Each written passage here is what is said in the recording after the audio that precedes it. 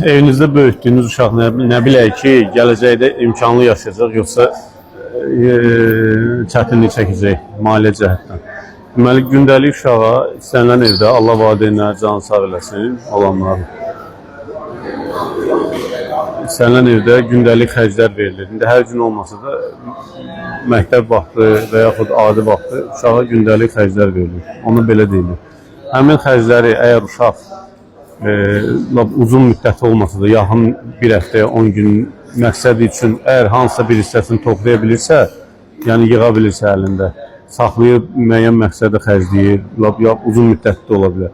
Həmin uşaqlar çox böyük ümidlə baxmaq olar ki, gələcəkdə maliyyə vəsaitlərini həm artıra bilər, həm idarə edə bilər.